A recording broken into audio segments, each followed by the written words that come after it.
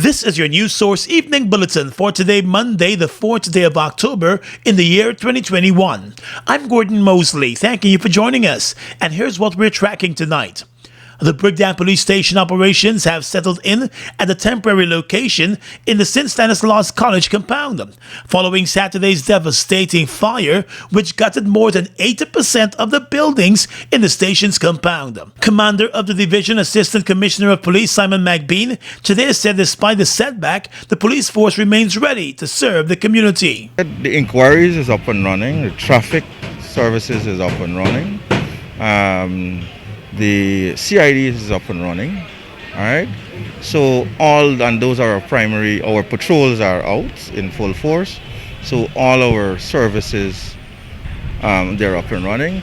Mr. McBean explained that additional works are being done at a temporary location to ensure the comfort of the displaced police ranks. We are there's some minor work that is going on to get the ranks comfortable. Commander's office, will be fully operational. So we are up and running. McBean noted that while the space at the temporary location is not adequate, it remains workable and the ranks are now getting comfortable in their new spaces. The Brigdan Police Station went up in flames on Saturday, gutting several buildings in the complex and displacing hundreds of police officers.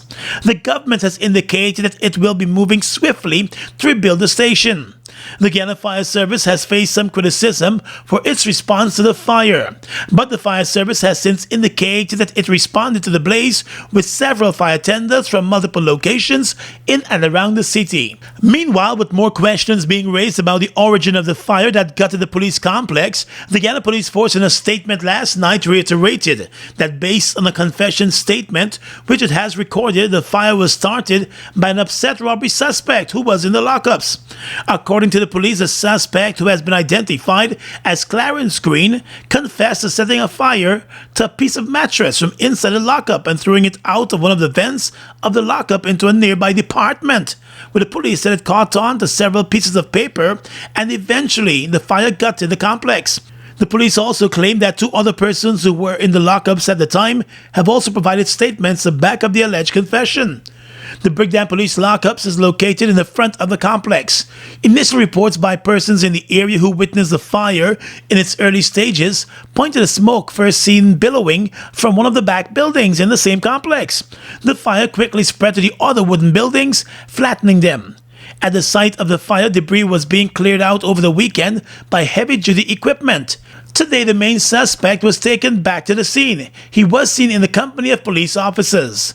The fire has left hundreds of millions of dollars in losses. More news coming up in just a moment. It's been a long time coming. Overdue, some might say. But now that it's here, it will change life forever. And it is here to stay. The future is now. Transforming Guyana into the 21st century. Introducing GTT Fiber. Experience internet connectivity like never before. Speeds you deserve at prices you can afford from a name you can trust. Sign up today. GTT Fiber is here. GTT. Together, we rise faster. Strap in. You know that it is a fact. The deal on wheels is back. For family, deal on wheels. For security, that's a fact. For fun, deal on wheels. Republic Bank Deal on Wheels is back. With same-day approval, reduced equity, longer repayment terms, and more. Plus, 3 lucky winners would win $100,000 each. Get the ride for you at Republic Bank.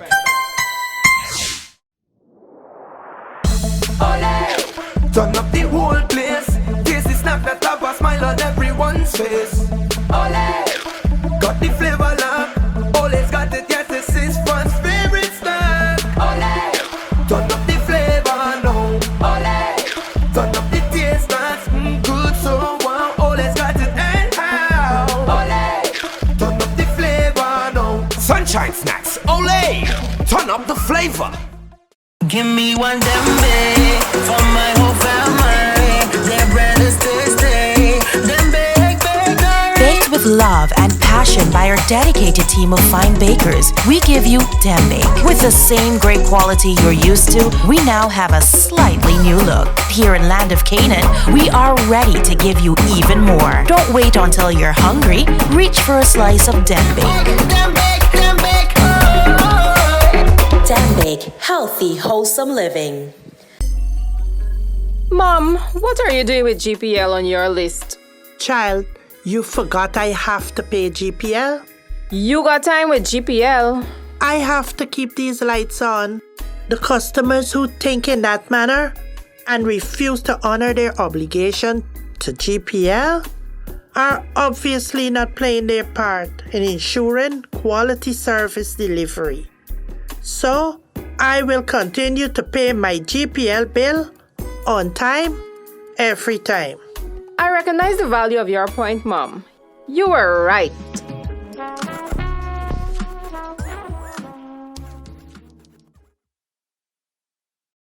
We've got exciting news! All 12-ounce yellow cab Buster are now only $100. Buster, live in Come full get color. your Buster, $100. Come get your Buster, $100.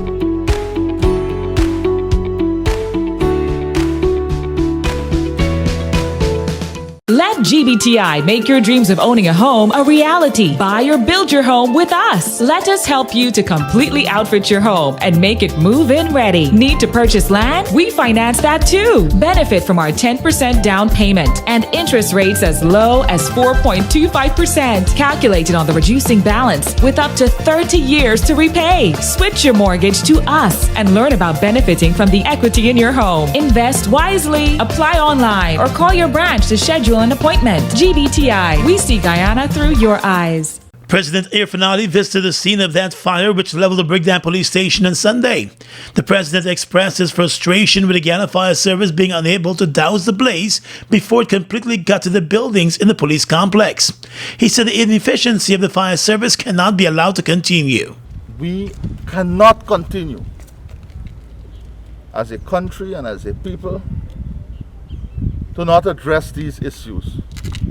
We can't continue to make investments and not have the returns on the investment. Whether it's in the public service, in the hospitals, the inefficiency has to be weeded out. The Guyana Fire Service appeared overwhelmed by the Saturday afternoon blaze, and its initial response to the fire at the divisional headquarters for the police force in the region appeared inadequate. President Ali said those providing public service should leave their jobs if they are not up to the task. If you don't want to perform public service, then do the honorable thing. Don't take a job in the fire department and believe it's a part-time job. Don't take the government assets, safety gear, and leave it home when you're an emergency worker. The president also said in the past year alone, the government of Guyana has spent hundreds of millions of dollars on the Guyana Fire Service, and he's not happy with the work from the fire service. Hundreds of millions of dollars.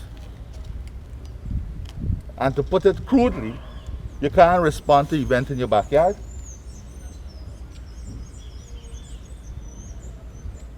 And the response is not about asset, you know. The response is about attitude. It's about commitment. It's about discipline. It's about professionalism. It's about being in a state of readiness. Look how quickly the police responded to the challenge.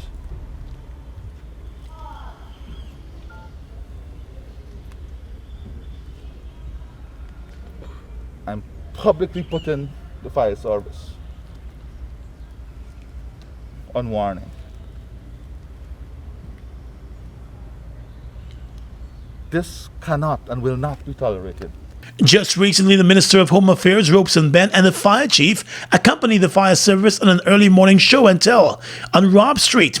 At that exhibition of the work it could do, both the minister and the fire chief expressed confidence in the preparedness and readiness of the fire service to handle emergencies.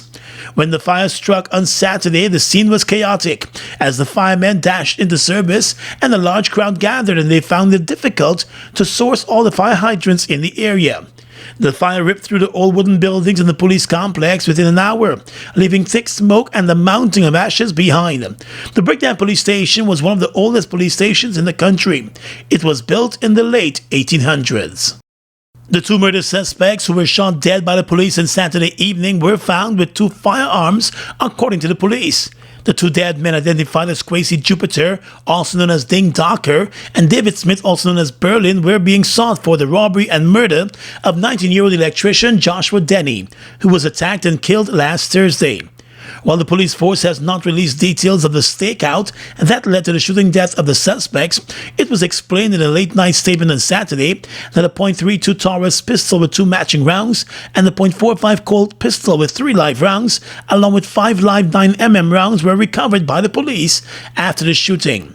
An earlier police statement indicated that a stakeout operation targeting the 2 suspects was launched on Saturday afternoon in the Turkine area, after the investigators received intelligence on the location of the suspects.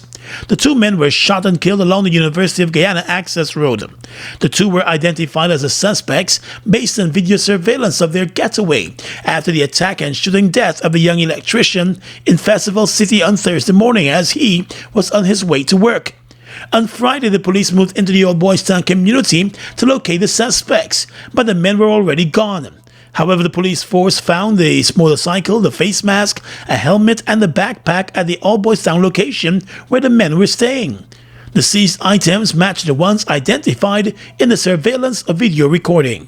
2 days after putting her teenage son Joshua Denny in his final resting place after he was shot dead by 2 bandits, the mother of the young man said she's still feeling an emptiness inside him, and she's not feeling any joy with the death of his killers. The 2 men suspected of shooting her son during an early morning robbery were killed by the police on the same day of the son's funeral. While some family members saw the death of the youth's killers as swift justice, Joshua Denny's mother, Afria Denny, said it should serve as a wake-up call to parents to tell their children to stay away from trouble and badness. I've lost my son and I don't want to see this anymore. I just wish that people could talk to the children. You see them doing something, don't encourage it. You know what I mean? You know that the depth on badness, try and talk to them. Because badness don't pay. You understand? These boys, the police kill them, yes, but I feel, like for me, I feel no joy, no comfort yet. I am angry. I am so angry. So they get killed, I am still angry because I've lost my son forever. And it is not right. The still grieving mother said there has been too much bloodshed in the country and it needs to stop now. People who know the children doing badness, y'all need to come out and talk to the children. We don't need this bloodshed. We don't need no more bloodshed. Too much black people just dying out for stupidness, you know. In thanking the many persons who have stood at her side since her son was senselessly murdered while on his way to work, Ms. Denny said it has not been easy for her, but she's confident that her son's memory will live on. I want to say to everybody who supported us in the words, in the thoughts, in their finances, whatever way you have supported us, I just want to say thank you to everybody who come out and who cry with me, who are still crying with me right now. I want to say a big thank you to everybody because it's not easy. It is not easy. And I give thanks to everybody for supporting us. The woman said she remains a praying and faithful woman, and that brings her comfort. She recalled that her son was loving and caring and did not deserve to be murdered. Family members have described young Joshua Denny as hardworking and committed to the family. His sister today said the family also wants those who initially hid the suspects after their crime to be held accountable for their actions. And whoever was keeping them away and hiding the truth from us, we want to see justice for that too. We needed them to go to court The police need to question them and ask them more information. The two suspects were shot dead by the police on Saturday evening along the University of Guyana access road. It is believed that they were hiding out at a relative in a nearby area. With the availability of the Sputnik V second dose shots and the one-shot Johnson & Johnson vaccine now being rolled out in urban communities, the number of fully vaccinated adults in the country is nearing the 60% mark. During his COVID-19 update today, Minister of Health Dr. Frank Anthony revealed that more than 209,000 persons in the country are now fully vaccinated against COVID-19. For the adults, we would have completed first dose 361,626 persons who would have received their first dose. That now takes us up to about 70.5% of our adult population. These are people 18 years and above. And for second dose, we are now at 209,506 persons. That's now 57.9% of our adult population. The Ministry of Health is also continuing the rollout of the Pfizer vaccine for children. So far, 17% of children between the ages of 12 and 18 years old have been fully vaccinated. As the vaccination numbers continue to climb, the Health Ministry is reminding persons whose second shots are due that they need to visit the Ministry of Health or one of the health centers to receive the needed second dose. There are still too many persons who are out there who have not come forward to get their first dose vaccine. As I keep repeating, we have vaccines for everyone, and we really want to encourage people to come out and get their vaccines, because without the vaccination, you're not going to be protected, as you can see from the statistics that are there in the newspapers every day. Meanwhile, the Minister of Health has expressed his frustration once again with the growing number of positive COVID-19 cases. He said every region continues to see new cases. With the increase in cases, we're also seeing correspondingly hospitalization in these different regions. And the health minister said there are currently 119 persons hospitalized with COVID-19. 31 of those persons are in the intensive care unit. The Private Sector Commission has issued a call on businesses to enforce the government's vaccination requirements for entry to public buildings and the rest of the COVID-19 guidelines. The call by the PSC today came hours after the Minister of Health revealed that the National COVID-19 Task Force planned to meet with a number of businesses that have not been enforcing the provisions in the gazetted order. According to the Private Sector Commission, it has noted with grave concern the surge in COVID-19 cases, which has resulted in increased hospitalizations and increased deaths. The PSC said it fully supports the national COVID-19 vaccination campaign, which it believes protects citizens from contracting the more severe form of the virus. The PSC is making a special appeal this evening for every non-vaccinated citizen to get vaccinated soon. Now let's tell you that 122 years since the signing of the arbitral award, which settled the border dispute between Guyana and Venezuela, Minister of Foreign Affairs Hugh Todd is reflecting on that settlement and the need for it to be respected. In a statement, the Minister of Foreign Affairs said Venezuela initially accepted the award, but then greed stepped in, and that led to the renewed claims to Guyana's territory. But there were cabals in Venezuela that ever craved for more. And as an imperial Britain faded in the 1960s, an imperial Venezuela arose. For the first time in 1962, as the people of Guyana exercised their right of self-determination, the government of Venezuela laid claim to 2/3 of our country, the entire Essequibo region. In commemoration of the 122nd anniversary of the Arbitral Award, the Ministry of Foreign Affairs and International Cooperation has released a booklet titled Threat to Guyana. The booklet explains Guyana's position while highlighting the many claims by Venezuela. Today, the government and people of Guyana stand by the Geneva Agreement of 1966, stand by the Secretary General of the United Nations for his actions under it, stand by the International Court of Justice for its decision on jurisdiction in the matter, and stand by the whole judicial process which upholds the rule of international law. Venezuela recently renewed its claim with the signing of an agreement between the Venezuelan government and the Venezuelan opposition. The latest claim is being made even as the case to bring a finality to the controversy is before the international court. The neighboring country continues to object to the move to the court and wants Guyana to return to dialogue. Over the last few years, Guyana has complained of several threats made to the country by Venezuela, including the flyover of fighter jets and the arrest of Guyanese fishermen in Guyana's waters by the Venezuelan military. Just last week, the government of Guyana raised the issues related to Venezuela at the United Nations, following the country's latest claim of Guyana's territory. It's one of your biggest goals, getting your own home, where memories are made, where happiness lives. You may feel that home ownership or renovation is beyond your reach, but we at Republic want you to know that there's always a way. Ask us about our suite of mortgages. Let's help make your housing wishes come true. Or advise on how the equity in your existing home can finance other dreams and goals. Call or go online to learn more. We've got exciting news! All 12-ounce yellow cab Buster are now only $100. Buster, live in Come full get color. your Buster, Buster $100. Come get your Buster, Buster $100. We are legions of men standing strong, but never too proud to stoop and help someone. We must send a clear signal to all. Do right. Walk in upright ways, knowing that's what being a man is all about.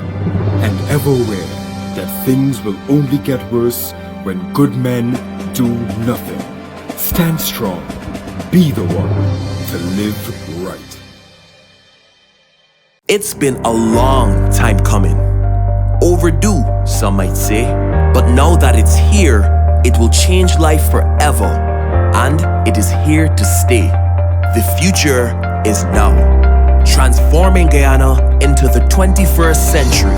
Introducing GTT Fiber. Experience internet connectivity like never before. Speeds you deserve at prices you can afford from a name you can trust. Sign up today. GTT Fiber is here. GTT. Together, we rise faster. Fuel it up and drive, super 95. Tune up. Fuel it up and drive, super 95. Tune up. Protect your fuel system, boy. High mileage and performance, boy. Guy Super 95 gasoline gives you more reasons to drive and is available at 56 service stations nationwide. For affordable price, high performance, and high mileage, choose Guy's Super 95 gasoline. Fuel it up and drive.